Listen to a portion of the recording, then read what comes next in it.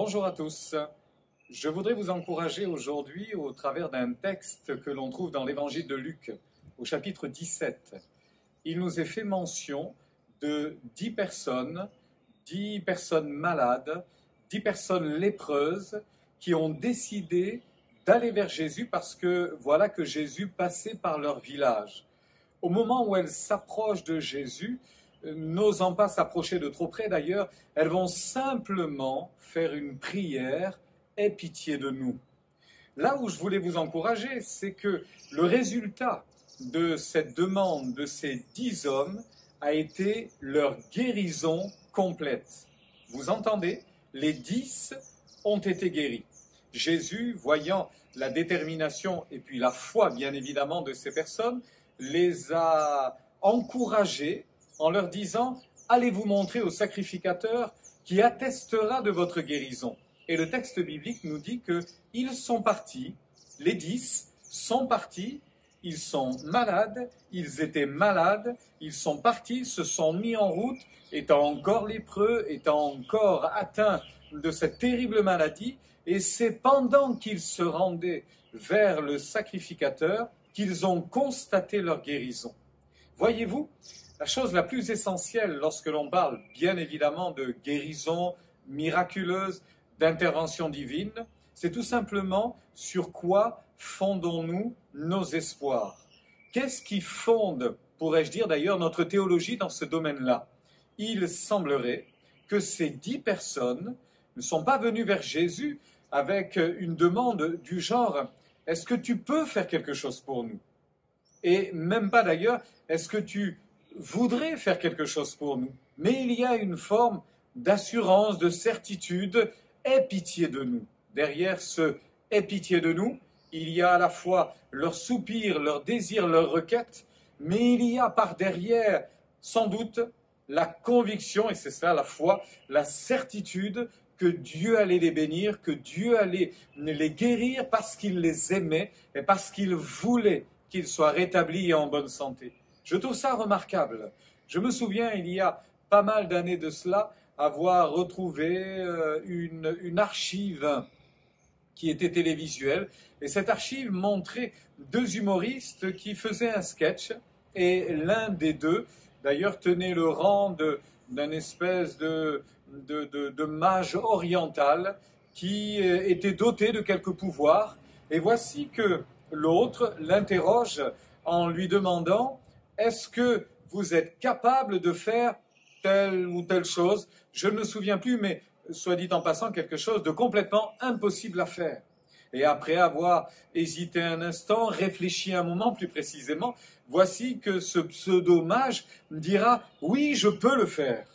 Alors, évidemment, imaginez le sketch, vous avez l'un des deux qui se tourne vers l'auditoire, vers les spectateurs, et il dit « Vous entendez ? Il est capable de le faire. » Et il se tourne vers cet homme en lui disant « Est-ce que vous êtes vraiment capable de le faire ?» Ce à quoi il dira oui. Il se retourne vers l'auditoire en disant « Vous vous rendez compte ? Il est capable de le faire. Il peut le faire. » Alors il revient vers le mage en lui disant « Mais est-ce que vous êtes vraiment certain, sûr de pouvoir le faire ?» Et avec autant d'aplomb, l'autre dira « Je peux le faire. » Ce sur quoi celui qui l'interrogeait revient vers la foule en disant « Vous vous rendez compte ? Il peut le faire. Il peut le faire. C'est extraordinaire. Il peut le faire. » Et tout le monde a applaudi. Et vous avez compris, il n'a rien fait du tout. Il a simplement dit qu'il pouvait le faire. Mais où était la réalité de cela? Je ne peux pas aller vers Dieu en lui disant « Seigneur, est-ce que tu peux le faire ?» Ce serait quasiment une offense. Tout du moins, ce serait tellement maladroit. Ne vous posez pas la question « Est-ce que Dieu peut le faire? Il est le Tout-Puissant. » Il est capable. Ces lépreux étaient capables d'être guéris par Dieu parce que Dieu est capable de guérir de toute infirmité. Il ne fallait même pas d'ailleurs aller vers ce Jésus en disant « Est-ce que tu veux bien? Est-ce que tu voudrais bien nous soulager de nos maux ?» Parce que, là encore, ce serait quasiment une offense. Est-ce que Dieu ne nous aime pas suffisamment pour nous enlever nos malheurs, nos maux, nos détresses et nos peines? Bien sûr que oui.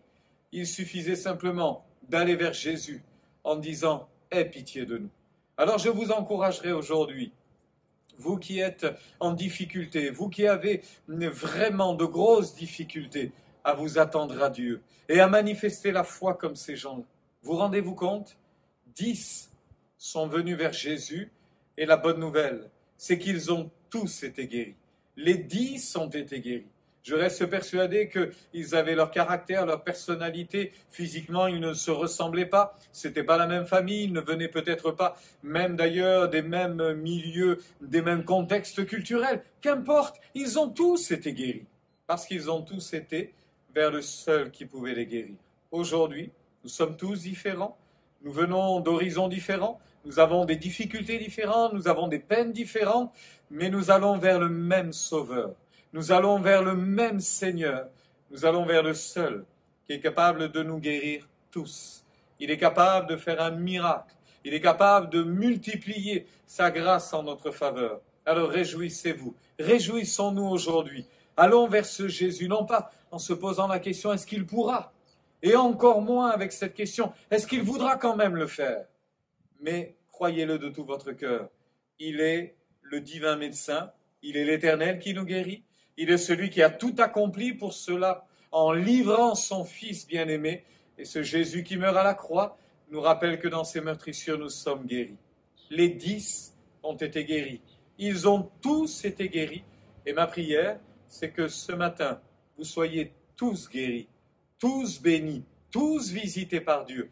Parce que c'est là ce qu'il peut faire, ce qu'il veut faire. C'est là toute sa volonté. Ayons foi en ce Dieu des miracles, en ce Dieu puissant qui agit encore aujourd'hui. Prions ensemble. Nous venons devant toi, Seigneur, avec bonheur et avec sérénité, avec tranquillité, parce que tu es le Dieu des miracles.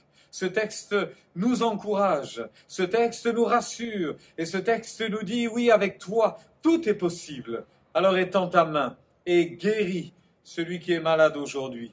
Guéris celui qui est à la peine aujourd'hui. Guéris physiquement, moralement, spirituellement, celui qui n'a plus la force d'avancer, afin que le nom de l'Éternel soit glorifié aujourd'hui, afin que le nom de Jésus soit reconnu comme le seul médiateur entre Dieu et les hommes, le seul médecin, parce qu'il a porté dans ses meurtrissures à la croix, il a porté nos maux et nos douleurs, que lui seul soit reconnu comme celui qui guérit encore aujourd'hui. À toi la gloire, à toi la reconnaissance de nos cœurs. Merci pour ce que tu fais maintenant. Amen. Que Dieu vous bénisse.